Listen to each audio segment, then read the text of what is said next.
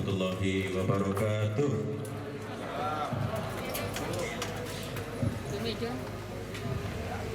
Alhamdulillahirabbil alamin wassalatu wassalamu ala Rasulillah wa ala alihi wa sahbihi wa man tabi'ahum bi ihsan ila yaumiddin.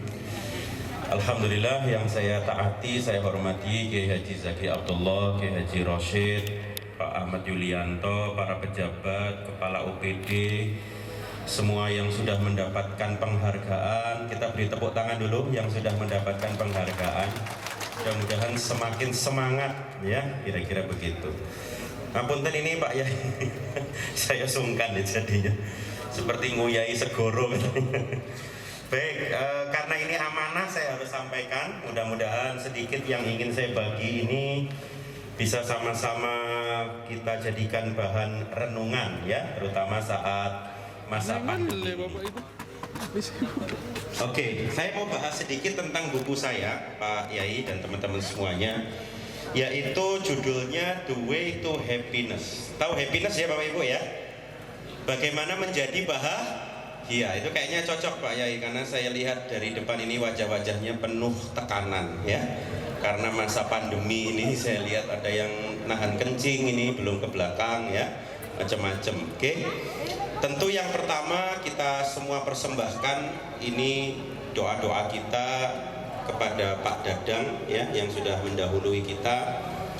Kita tentu husnudzon sama Allah. Orang yang dicintai Allah itu dipanggil duluan biasanya sama Allah, supaya nggak semakin banyak tekanan hidup ya. Walaupun beliau nggak merasa tertekan, tapi barangkali Allah lebih cinta dengan beliau, karena mungkin beliau pengen Pak Dadang ini istirahat mikiri panjenengan semua. Betul ya, lebih cepat istirahat, karena di dunia ini bagaimanapun juga yang namanya masalah itu selalu ada ya, kira-kira begitu. Oke, nah ini sebetulnya topiknya buku saya panjang, cuman saya ambil sekelumit aja. Bagaimana kita bisa meningkatkan hormon bahagia. Dalam diri kita ini ada beberapa hormon bahagia. Kalau hormon bahagia itu ditingkatkan, harapannya sistem imunitas kita akan semakin banyak ya, kuat dan tinggi ya, harapannya seperti itu. Oke, saya mulai dari hal yang paling simpel. Ini ada penelitian bagus di Amerika. Nah, ini sangat sesuai dengan apa yang disampaikan Yai tadi. Saya tadi terus terang ketika dengarkan ceramah Yai itu nggak seperti Yai, kayak psikolog gitu. Ya. Sampai saya tuh kaget dengan kata-katanya there is nothing new under the sun. Itu wah, langsung saya iya bener. Walaupun tadi kayaknya di belakang ono nggak ngerti, betul ya. Ini maksudnya apa kan gitu. There is nothing new under the sun. Bahwa ternyata Pak Yai, apa yang saya pelajari di psikologi, di kedokteran, itu sama dengan apa yang ada di Al-Quran dan hadis. Ini buktinya Pak. Jadi orang bahagia itu ternyata bukan orang ya yang sehari-harinya itu ketawa terus, bukan. Tapi orang bahagia itu adalah orang yang bisa mengatur antara sulit dan mudah. Itu kira-kira perbandingannya 3:1. Ini mirip dengan Al-Quran, fa inna ma'al usri yusra. Karena nggak mungkin hidup itu seneng terus, itu nggak mungkin Bu, betul ya? Selalu ada sebuah momen di mana kita akan turun. Nah, pada saat kita mengalami emosi yang negatif, maka sarannya para psikolog, perbanyaklah emosi yang positif. Contoh yang paling gampang emosi positif itu bersyukur.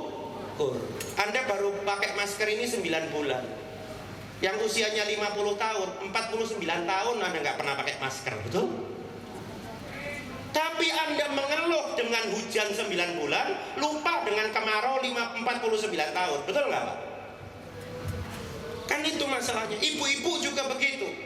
Dulu waktu nikah 45 tahun bahagia, baru setahun suaminya kena stroke, ngeluh ya. Akhirnya suaminya kasihan, digas tiap hari. Mas, kan kasihan ya. Sudah stroke, bojone ngegas. Bahkan bukan cuma ngegas Pak Yai, blayer Mas, gitu. Sampai bojone tahu hemiplegi ya, hemiplegi itu lumpuh separuh badan. Padahal 45 tahun bojone ini gereng, betul apa? Tapi nggak pernah Anda syukuri. Saya dulu waktu sekolah kedokteran ya, ada ibu-ibu itu cuman kena jerawat loro loh Pak, ngeluhnya luar biasa ya, sampai dia bilang sama suaminya, mas aku jerawatan, aku elek loh, sing ngomong ayu iku sopo gitu ya, lah pegel kan bojone Pak, betul ya, kan jerawat satu kan tidak menghilangkan kecantikanmu kan begitu Bu, betul? Nah wis elek masih jerawat siji ya elek. Makanya kata orang suku Bondo itu menarik ya, ayu oleh tapi ojo kemayu, lagi elek kemelek, itu enggak ya? Oke, jadi dari ilmu ini Anda bukan berarti tidak boleh sedih, tapi ketika Anda bilang ini, aku sedih ada pandemi 9 bulan, langsung bersyukur, alhamdulillah saya sampai detik ini masih sehat, alhamdulillah anak saya masih sehat, alhamdulillah nafsu makan bertambah. Wah, kelihatan nih dari depan ini, termasuk saya ya. Nah, kira-kira gitu, I am grateful for gitu ya. Nah, ini Pak Yai pasti ngerti, mbuh Mas iki ya. Jadi saya bersyukur terhadap apa gitu, ini penting, ini kan ilmu lama ya. La in syakartum la azidanakum. Ini jurnal ilmiahnya banyak Pak Yai. Orang yang paling banyak bersyukur ternyata usianya makin panjang. Tuh Bu, lihat tuh yang ngegas sama suaminya mati 6 sampean, betul Pak? Ojo ya, ngeri ya ibu-ibu sekarang. Oke, nah lanjut ya. Nah ini ngapunten, ini saya bukan ngajari loh Pak Yai ya. Saya kemarin tuh dikirim fakultas ikut seminarnya Bapenas ya. Saya ikut seminarnya Bapenas. Pembicaranya itu Prof. Akmal, ada lagi ahli tafsir dari UIN Jakarta.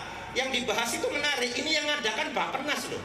Yang dibahas itu gini, apa kiat-kiat Ibnu Sina menghadapi pandemi. Dan ada salah satu kata-kata Ibnu Sina, ini saya ambilkan dari Mutiara Pondok Pesantren Tebu Ireng. Al-waham nisfudda. Waham itu kalau dalam bahasa kedokteran itu waham, itu namanya gangguan pikiran Pak. Termasuk gangguan pikiran itu adalah waham kebesaran, itu gangguan pikiran. Ada orang itu rumongso gede tapi sakjane gak gede gitu. Ada itu orang itu ya, atau kekhawatiran berlebihan, kepanikan berlebihan, itu namanya delusi, paham? Ada lagi kata-katanya gini, wal itminan nisfud dawa. Dan ternyata orang yang tenang itu separuh dari kesembuhan. Paham ya? Nah yang luar biasa yang terakhir ini, wasobru bidayatu syifa. Kesabaran itu awal dari penyembuhan ya. Tadi yang disampaikan Pak Yai saya mau nambahin secara kedokteran dan psikologi aja ya. Tadi Pak Yai nyebut begini, kenapa kok orang itu tidak pernah memberikan tugas atau kertas atau perintah tapi orang itu mengikuti. Lah ini ada risetnya. Ternyata perasaan Yai itu 5.000 kali lebih kuat daripada pikiran. Makanya Anda batin itu bisa jadi kenyataan. Dan ada orang yang ngomong sedikit itu satu kota bisa ngikuti. Dan ini ada di kata-katanya seorang fisikawan yang sekarang sering dipakai merek mobil listrik, namanya Nikola Tesla. Nanti dicari ya, kata-katanya Nikola Tesla itu begini, if you wish to understand about universe. Wah, saya nggak mau kalah dong sama Yai Zaki ya kan. Yai kan there is nothing under the sun. Nah ini ya, ini masih nggak ngerti-ngerti sing mau ya. Jadi kalau kata-kata Nikola Tesla, if you wish to understand about the universe, think in terms of energy, frequency, and vibration. Kalau kamu mau memahami cara kerja alam semesta, berpikirlah dalam konteks energi, frekuensi, dan vibrasi. Makanya orang baik Pak, walaupun fisiknya meninggal, energinya tidak pernah hilang Pak. Betul apa betul? Karena dulu waktu SD, SMP kita tahu hukum kekekalan energi. Energi itu tidak bisa pindah atau berubah bentuk. Kadang saya tanya, pernah nggak lihat listrik yang menggerakkan kipas ini? Nggak pernah. Masih sampean masuk laboratorium paling hebat, bentuk listrik itu apa sih? Nggak pernah tahu, betul nggak Pak? Sama energinya Pak Dadang ini, energinya Yai Sofyan ya, itu energinya tuh nyampe ke Anda. Jadi kalau Anda, bapak-bapak nuturi bojone kok gak iso, itu energi Anda redup. Kudu dicas, butuh kuku bima, betul apa enggak ya? Loh iya, kuku bima itu maksudnya kuku bima hati loh, sakit, jangan salah paham loh. Ya, atau gula darahnya terlalu tinggi loh, perlu ke puskesmas, betul ya? Ya, jadi kalau kata-kata panjenengan sama anak buah itu ndak mempan, berarti apanya yang kurang? Listriknya. Kalau listriknya pedot aja Pak, nggak bisa gerakan kipas. Yang bisa gerakan situ pondok hanyalah hati-hati yang energinya bersih. Nah itu ASN situ pondok itu. Oh no loh Bu, makanya aja ngegas no ae. Iki bapak-bapak sholat aja titip deh. Nang direk sholat titip. Waduh iki sing gak ada energi redup iki. Ya, paham ini ya? Nah, kira-kira begitu.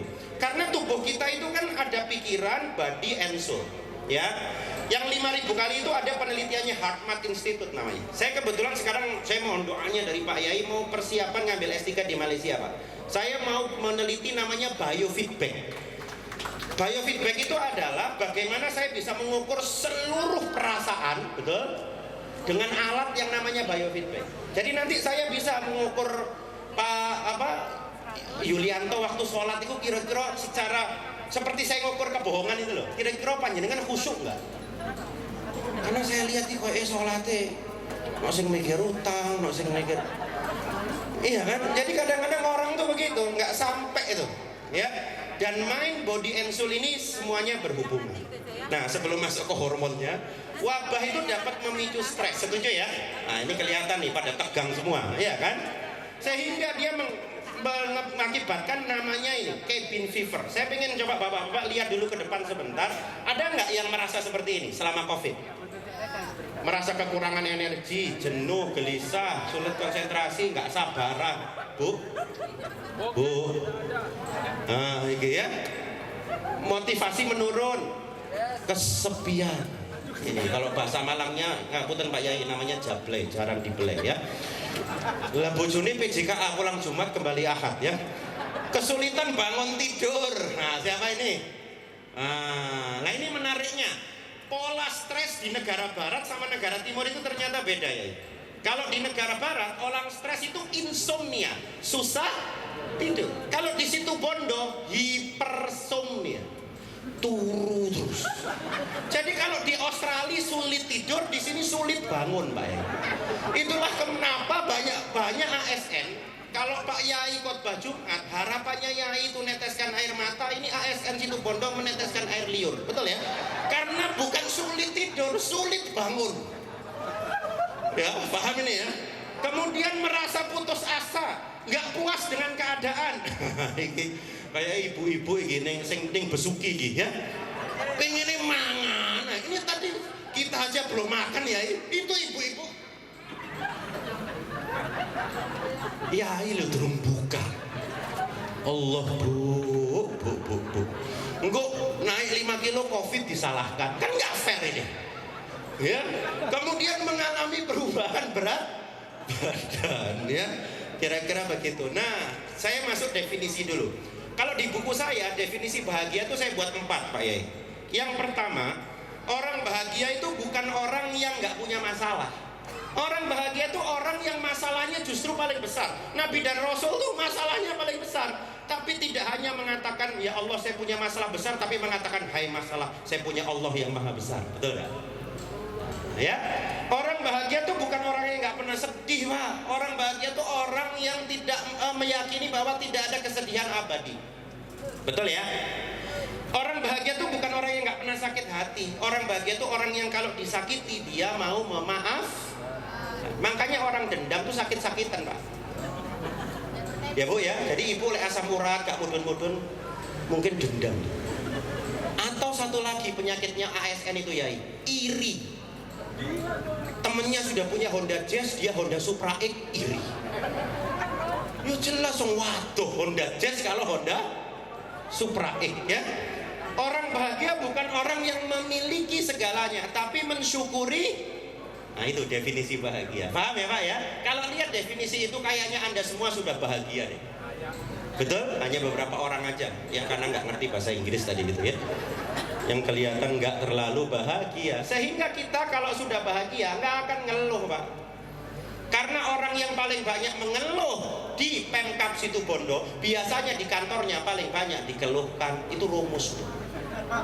Wong sing kakek ngomong wae sing ngrasani kayak aku gini, betul nggak? Iya masih banyak yang ngrasani. Iki sampai jam piro sih ngomong. Pasti itu.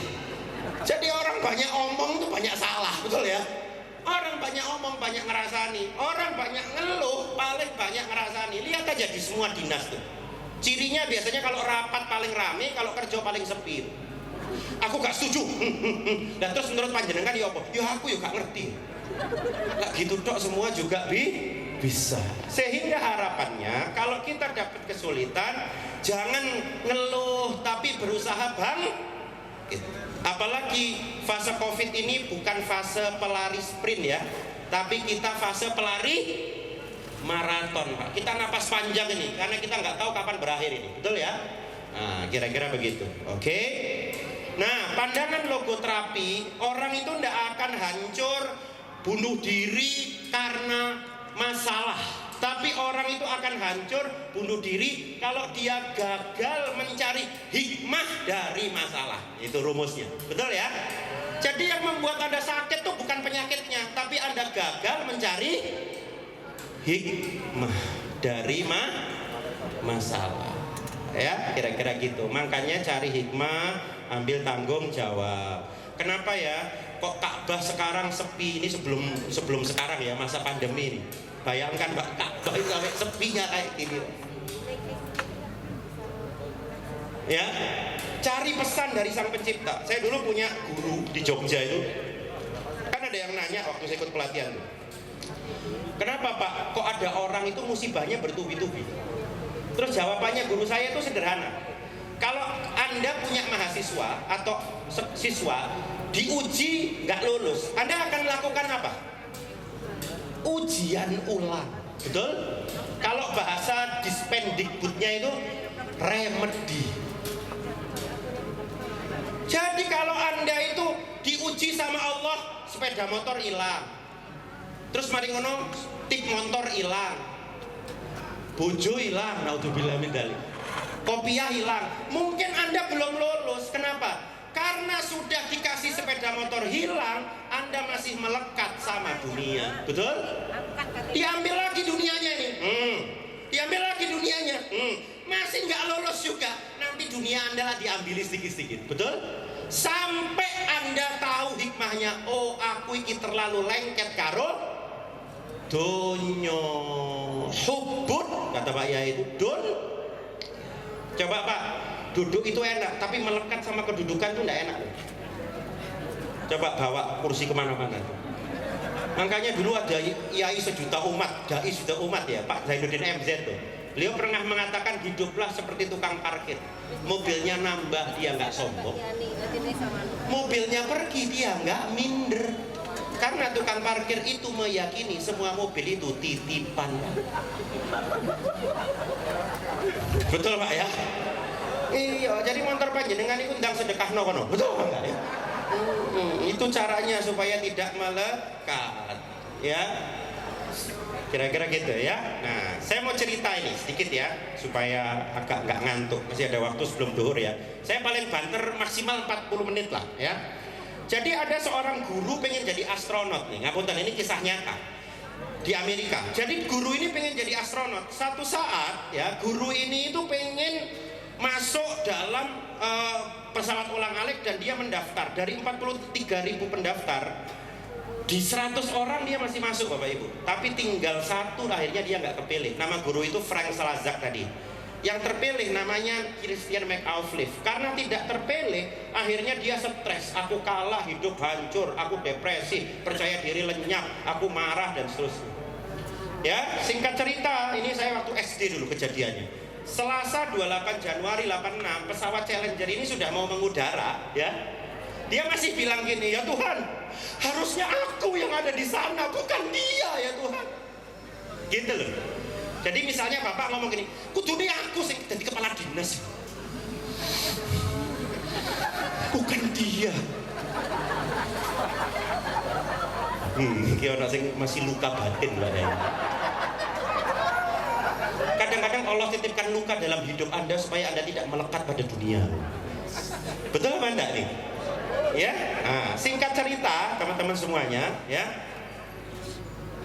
kita lihat sebentar ya, mudah-mudahan bisa keluar nih filmnya.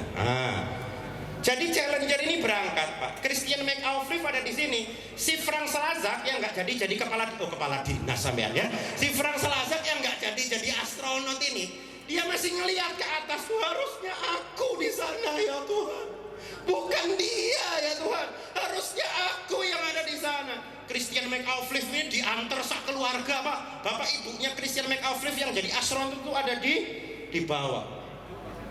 Tahu apa yang terjadi kemudian Pak? Betul Bu, meledak hanya 73 detik. Lego saiki sing durung dadi kepala dinas. Lego. Coba lihat ini ya. Ini Frank Slazak masih gini, harusnya aku yang di sana, harusnya bukan dia. Nah ini bapak ibunya Christian McAuliffe Pak. Ini sudah mulai panas ini. Ini jadi itu seperti terbakar di dalam pesawat itu Pak. Ya, 73 detik saja, jadi 1 menit setengah lah kira-kira. Nggak ada yang selamat Pak. Langsung Pak Yai, alhamdulillah aku gak situ tadi. Ini ya, everything happen for a reason ya. Paham ya moral cerita ini kan? Nah, kira-kira begitu. Makanya ketidaknyamanan boleh jadi tanda cintanya kepada siapa? Kita, termasuk COVID-19 ini ya. Ini saya lewatin aja deh, sungkan sama Pak Yai ya. Baik, saya masuk ke sini sekarang. Itu tadi pembukaan preambul ya. Hormon bahagia itu cuma ada 4. Dopamin, oksitosin, endorfin, serotonin. Yang paling unik ini dopamin ya. Dopamin ini unik kenapa? Karena satu-satunya hormon bahagia yang bisa menyebabkan kecanduan dopamin aja. Ya makanya hati-hati dengan dopamin. Dopamin itu keluar saat kita menyelesaikan tugas. Makanya banyak ASN itu stres karena numpuk-numpuk tugas. Betul apa enggak? Nah, jangan ditumpuk, tugas itu dilakukan. Kayak menikah Mbak, ojo suwi-suwi menikah itu gak usah kesusu, yang penting cepet. Betul apa enggak? Iya toh, kalau lama wadah masalah digaya anu wong ya. Dan lebih penting apa? Dihargai. Makanya di sini banyak kepala OPD. Hargailah pekerjaan anak buah Anda. Benar sekali. Lah kok aku akeh sing fansnya sih. Harga itu cukup gini loh. Mbak Ning, suwun ya. Iku Mbak Ning langsung, oh my god. Apalagi kalau diajak ke Batu, Singapura, betul ya? Outbound di Malaysia, betul kan? Jadi itu akan keluar itu, ya. Iya, mosok pasir putih terus. Ya, menghargai pencapaian lain, misalnya pasangan dan anak, paham ya? Istri itu perlu dihargai. Ada 5 bahasa cinta istri. Cari nanti sampai rumah ya. Bahasa cinta pertama itu kata-kata. Ini harus pas, karena kalau nggak pas, seperti Innova dikasih Pertamax, Innova diesel dikasih Pertamax, nggak jalan. Ada istri itu bahasa cintanya kata-kata, pasti suka dipanggil gini, Ma, I love you. Oh my god, Papa Ren. Gitu. Tapi ada yang bahasa cintanya bukan kata-kata, tapi apa Pak? Sentuhan. Ini paling seneng kalau digandeng sama dipeluk. Jadi misalnya mau ke mana gitu, nah sebentar toh. Oh my god, romantis gitu ya. Yang ketiga adalah apa? Waktu bersama. Ini paling suka diantar jemput Pak. Yang keempat pelayanan. Paling suka dilayani, kayak no kopi, kayak no indomie gitu. Nah, kalau kata-kata nggak mempan, sentuhan nggak mempan, waktu bersama nggak mempan, pelayanan nggak mempan, berarti yang kelima hadiah. Mas, Oh gitu. Kayaknya saya banyak fansnya yang belakang itu kurang dikasih hadiah itu ya. Jadi bahasa cinta yang kelima itu ya. Ada sampai perempuan ini ngomong gini sama suaminya, Mas, aku nggak cuman butuh mas, aku butuh mas. Jadi pakai mat jais munfasil, betul nggak? Mas. Paham ini Pak? Ini jangan medit-medit lah Pak. Oke, nah ini namanya dopamin. Oke, lanjut. Ada lagi hormon namanya endorfin. Apa Bapak Ibu? Endorfin. Yang Anda kenal adalah morfin. Kenal morfin? Nah, dalam diri kita itu ada hormon yang namanya endogenous morfin. Morfin dalam tubuh yang muncul secara alami. Muncul secara alami. Dan kalau hormon ini muncul, Anda akan tidak merasa sakit. Bagaimana hormon endorfin ini muncul? Hormon endorfin muncul pada orang yang berolahraga secara teratur. Berolahraga secara teratur, minimal 150 menit per minggu dengan intensitas sedang, jalan kaki 5.000 langkah. Paham ya Pak, Bu? Jadi jalan kaki pagi itu membuat bahagia. Makanya Rasulullah itu para sahabat tuh kalau ke masjid jalan ya. Lah panjenengan mek sak emprit numpak sepeda motor, Pak. Ya jalan kaki seret gitu. Kalau bisa pulangnya jalan lain, betul kan? Jalan olahraga. Sekarang ada penyakit baru namanya sitting disease. Penyakit kakian lungguh. Penyakit kebanyakan duduk. Ya, paham ini? Itu ada di Mayo Clinic itu. Sitting disease, ya, kakian lungguh. Terus hormon endorfin itu keluar kalau tersenyum dan tertawa, apalagi bersama orang yang kita cintai. Paham ya? Jadi Bapak kalau bangun pagi itu langsung Pak, alhamdulillah, senyum. Nah ini ASN bangun pagi, isuk meneh. Nggak stres ini. Terus lihat istrinya DE meneh. Lah ini tambah nggak nerima kenyataan. Jadi harusnya bangun pagi ngomongnya apa? Alhamdulillah sambil iya. Sama ada setelah berdoa. Saya kemarin diajarin sama psikolog dari Undip Yai. Setelah berdoa, alhamdulillahilladzi ahyana ba'da ma amatana wa ilaihi nusyur, ada kata-kata bagus dari seorang psikolog dari Prancis. Dia suka mengulang kata-kata ini 20 kali dan itu dampaknya bagus. Kata-katanya begini. Day by day, mohon maaf yang bahasa Inggrisnya agak ini ya. Nanti saya terjemahkan ya. Day by day, kalau Pak Yai pasti tahu lah ya. Day by day, in every way, I am getting better and better. Dari hari ke hari dalam segala hal saya akan menjadi lebih baik dan lebih baik. Paham Pak? Saya ulang ya. Day by day, in every way, I am getting better and better. Dari hari ke hari dalam segala hal saya akan menjadi lebih baik dan lebih baik. Bisa diamalkan mulai besok. Jangan sampai isuk meneh. Itu sing garai Anda stres ya. Sama tertawa kayak gini, tertawa sebentar gini endorfin langsung keluar. Makanya luka batin tadi hilang seketika kan, mari ini balik, betul apa enggak ya? Oke, berikutnya serotonin. Ini juga ilmu lama ini, kata Pak Yai tadi, there is nothing new under the sun. Itu betul ini. Iya kan? Ya suka sedekah, berbagi, betul? Maka ketika Anda berbagi sama orang lain, maka Anda akan mendapatkan serotonin. Coba yang depan-depan yang juara tadi, ada yang punya uang 10.000 nggak? Coba saya tak. Ada? Langsung di Mas ini. Punya Mas? Coba Mas lihat Mas. Wah dahsyat, luar biasa. Nanti Mas, suwi Mas. Pak Yai ini sibuk soalnya. Hah? Berapa? 5.000? 10 kau no? Oh ya wis kamu wis sakno wis kadung buka dompet. Oh digabung sama temennya. Oh dahsyat sekali. Luar biasa, ketok lek butuh banget ya. Guyon. Tunjukkan nama ke depan Mas. Oke.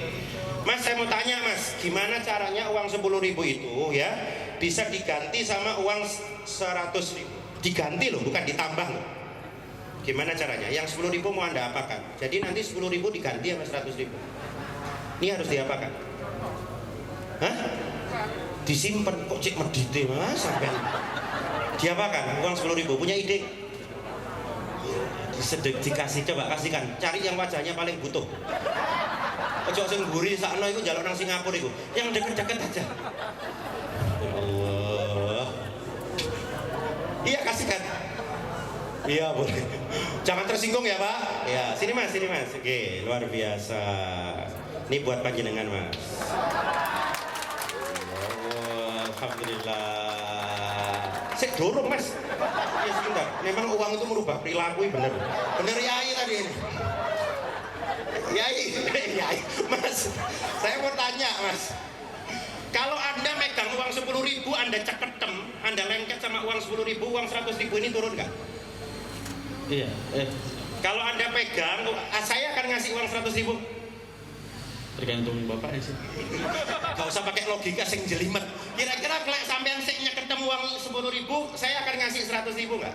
Enggak. Enggak. Itu loh cara rezeki itu, betul nggak? Kalau Anda nyeketem uang kecil, Allah nggak akan kasih uang besar. Paham? Wis, balik. Loh iya. Kok sih takok mau wis rono kok betul apa enggak? Ya, jadi selama ini tahu nggak kenapa Anda nggak dikasih Innova? Anda terlalu nyeketem Avanza, itu masalahnya.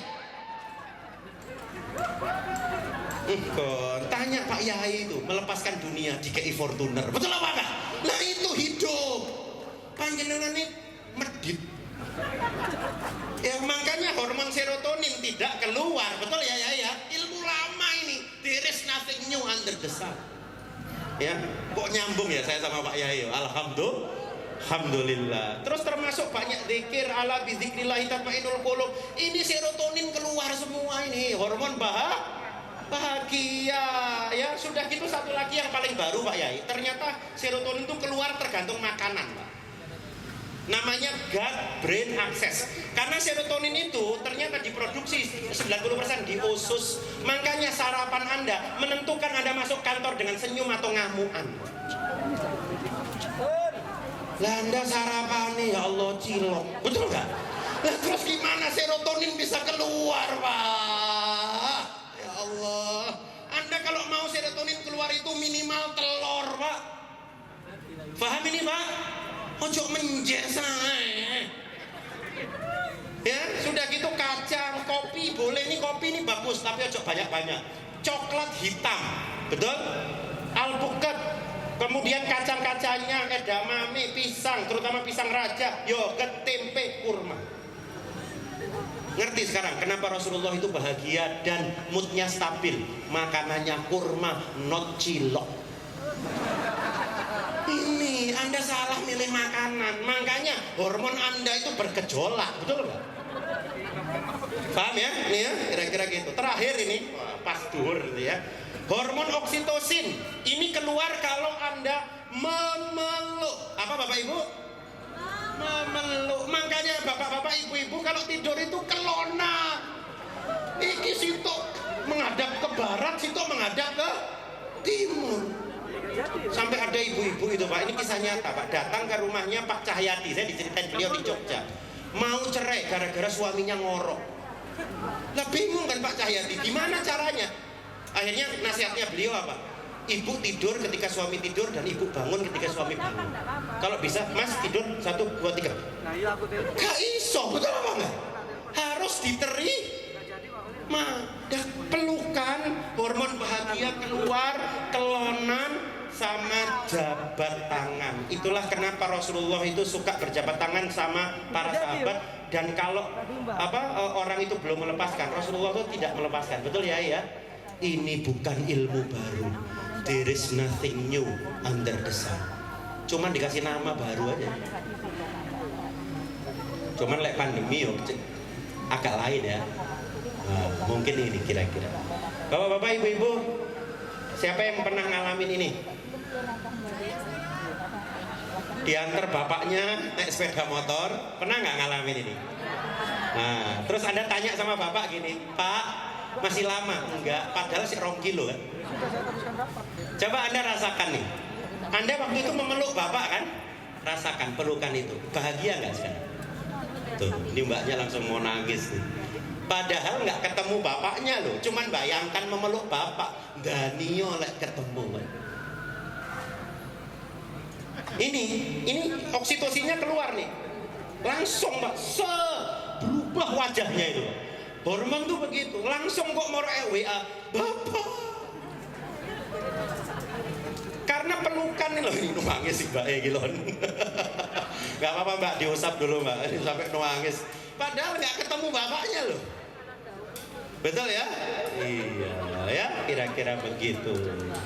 Rasakan kembali pelukan kita pada ayah kita. Terakhir bapak-bapak, ibu-ibu semuanya, ini mungkin Pak Yai lebih ahli daripada saya. Cuman secara psikologi ya, untuk penutup saja, cara paling gampang kita sebetulnya mengeluarkan semua hormon bahagia secara bersamaan, kata para ahli adalah menerima kenyataan, atau lek bahasa agamanya itu ridho ya, ridho dan ikhlas. Caranya begini, coba kita sama-sama ya, walaupun pelan. Ya Allah, ya Rahman, ya Rahim, ayo. Aku memang sedih, aku memang khawatir, tapi aku pasrahkan kepada Engkau semuanya. Sekali lagi ya, ya Allah, ya Rahman, ya Rahim. Aku memang sedih, aku memang khawatir, tapi aku pasrahkan kepada Engkau semuanya. Hasbunallah wa ni'mal wakil, ni'mal maula wa ni'man nasyir. Mudah-mudahan dengan ceramah dari Pak Yai tadi yang luar biasa, kita semua mendapatkan energi positif ya, dan mudah-mudahan kita bahagia, dan bahagia itu akan menjaga iman kita sekaligus menjaga imun kita. Saya mohon maaf atas semua